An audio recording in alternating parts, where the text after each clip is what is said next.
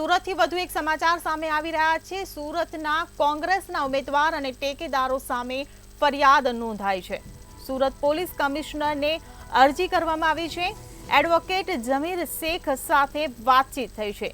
મંતવ્ય ન્યૂઝની સાથે એડવોકેટ જમીર શેખની સાથે ખાસ વાતચીત થઈ છે। કુંભાણીના ટેકેદારો કલેક્ટર સામે ફરિયાદની માંગ કરવામાં આવી છે। તો કોંગ્રેસના કાર્યકર્તાએ આ સમગ્ર મામલે ફરિયાદ નોંધાવી છે। જમીર શેખનું કહેવું છે કે ટેકેદારોની ફોર્મમાં પોતાની સહી જ નહોતી, ત્યારે પોલીસ કમિશનર તાત્કાલિક કાર્યવાહી કરે તેવી તેમના દ્વારા માંગ કરવામાં આવી છે।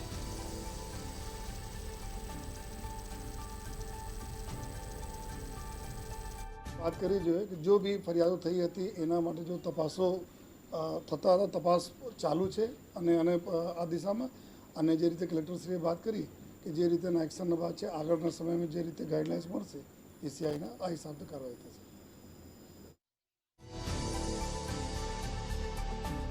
ટેકેદારો સામે ફરિયાદ નોંધાવવામાં આવી છે। સુરત પોલીસ કમિશનરને અરજી કરવામાં આવી છે।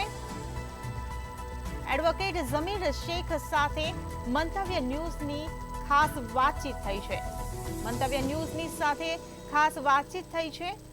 આ સમગ્ર કેસ બાબતે કુંભાણીના ટેકેદારો કલેક્ટર સામે ફરિયાદની માંગ કરવામાં આવી છે।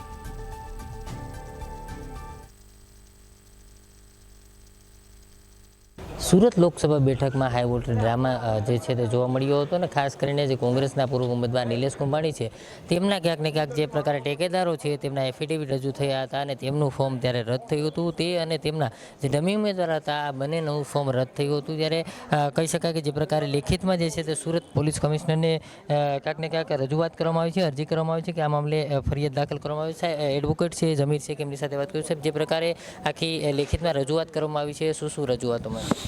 અરજી નથી, અમારી સ્પેસિફિક એપ્લિકેશન એવી છે કે તાત્કાલિક એફઆઈઆર રજીસ્ટર થવી જોઈએ। કોગ્નેજેબલ ગુનો છે અને નામદાર સુપ્રીમ કોર્ટનું જજમેન્ટ છે, લલિતા કુમારીનું લેન્ડમાર્ક જજમેન્ટ છે કે જ્યારે કોગ્નેજેબલ ગુનો હોય ત્યારે તાત્કાલિક એફઆઈઆર રજીસ્ટર કરી લેવી જોઈએ। કોઈ પ્રાથમિક તપાસ નહીં થઈ શકે આની અંદર, એફઆઈઆર રજીસ્ટર થયા પછી તપાસ શરૂ થાય। ટેકેદારો સહિત નિલેશ કુંભાણી સાથે સાથે કહી શકાય કે કલેક્ટરનું પણ નામ ઉમેરવામાં આવ્યું છે। નિલેશ કુંભાણીને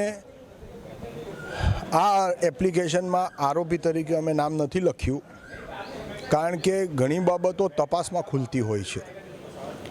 એફઆઈઆર થાય, તપાસ શરૂ થાય, નિલેશ કુંભાણી આરોપી હોય, એણે ગુનો કર્યો હોય, ગુનેગાર હોય તો એની ઉપર બી તપાસ થાય, એની વિરુદ્ધ બી કાર્યવાહી થાય।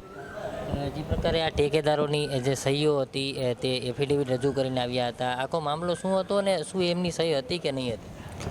અમારું from the day one stand એવો છે કે એમની જ સહીઓ છે, હેન્ડરાઇટિંગ એક્સપર્ટના ઓપિનિયનો અમારી પાસે છે, એની જ સહી છે અને આજે બી અમારો એ સ્ટેન્ડ છે કે ટેકેદારોની જ સહી છે। ટેકેદારોએ આમાં જે કંઈ બી કર્યું છે તેથી કરીને આ એફઆઈઆર રજીસ્ટર થવી જોઈએ। તમારી માંગણી શું છે? ખાસ કરીને એફઆઈઆર કરવાની માંગ છે, કઈ કયા ગુના એમની પર દાખલ થવા જોઈએ? ફોર્જરીનો ગુનો દાખલ થાય, ઇલેક્શન બાબતે જે ગુનો કર્યો છે, ઇલેક્શન ન થવા દીધું, આઈપીસીમાં સેક્શન 171 ચેપ્ટર 9માં છે, આ બધી જ સેક્શનો એપ્લિકેબલ છે। તમે જ્યારે એફિડેવિટ ઉપર જાણ કરો છો, ટેકેદાર તરીકે સહી કરો છો દરખાસ્ત મૂકનાર તરીકે, અને પાછળથી જઈને કલેક્ટર સાહેબને તમે એવું કહો છો કે અમારી સહી નથી, તમે જે પ્રમાણપત્ર મેળવવામાં આવે અને એ પ્રમાણપત્ર જે છે વોટર લિસ્ટમાં નામ હોવા અંગેનું, તે પ્રમાણપત્ર લેવા માટે તમે ડેપ્યુટી કલેક્ટરની ઓફિસે જાઓ, પુરવઠા અધિકારીની ઓફિસે જાઓ અને ત્યાં તમે એપ્લિકેશન આપો અને એપ્લિકેશન આપીને વોટર લિસ્ટમાં નામ છે તેવું પ્રમાણપત્ર પર્સનલી જઈને મેળવો અને ત્યાર પછી તમે કલેક્ટરમાં જઈને એવું કહો કે મારી સહી નથી। તો આ જે અત્યારે અરજી આપણે જે રજૂઆત કરી છે કમિશનર સાહેબને જે ફરિયાદ કરવા માટે થઈને, તો શું લાગે છે એમાં કઈ રીતની કાર્યવાહી અને કેટલા સમયમાં થાય આપનું શું? આમાં તો તાત્કાલિક એફઆઈઆર લઈ લેવી પડે। એમાં સુપ્રીમ કોર્ટનું ડાયરેક્શન છે કે in case of cognizable offence registration of FIR is mandatory, કોઈ તપાસ ન થવી જોઈએ। મારી તો પોલીસ કમિશનર સાહેબને એવી વિનંતી છે કે ડેપ્યુટી કલેક્ટર ઉલપાડ અને વરાછાના પુરવઠા અધિકારીને ત્યાં જે રેકર્ડ છે, જે એમણે પ્રમાણપત્ર આપ્યું છે તે રેકર્ડ તાત્કાલિક પોલીસે કબજે લઈ લેવું જોઈએ, કારણ કે આ બંને અધિકારી છે તે કલેક્ટર સાહેબના સબઓર્ડિનેટ ઓફિસર છે.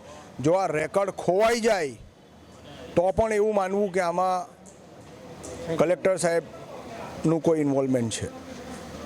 ચોક્કસથી તો જે પ્રકારે એડવોકેટ જે જમીર શેખ છે તેમણે સ્પષ્ટ કહ્યું છે કે આમાં તાત્કાલિક જે છે તે ફરિયાદ દાખલ થવી જોઈએ, કારણ કે જે પ્રકારે નિલેશ કુંભાણીનું નામ છે તે તપાસમાં બહાર આવે, કારણ કે જે પ્રકારે ઠેકેદારો જે એફિડેવિટ કર્યો હતો અને તેમની સહીઓ જે હતી તે તેમણે સ્પષ્ટ કહ્યું કે તેમની જ સહીઓ હતી, કારણ કે જે એક્સપર્ટ હતા તેમણે કબૂલ્યું છે કે આ તેમની જ સહીઓ છે. એટલે તેમણે સ્પષ્ટ કહ્યું છે કે આમાં જે એફિડેવિટ કરીને જે ઠેકેદારો હતા તે ફરી ગયા છે ને તેમની જ સહી હતી, જેથી કરીને ફરી ગયા તે મામલે ફરિયાદ જે છે દાખલ થવી જોઈએ. કેમેરામેન કેસી વઘાસી સાથે દિવેશ પરમાર, મંતવ્ય ન્યૂઝ, સુરત.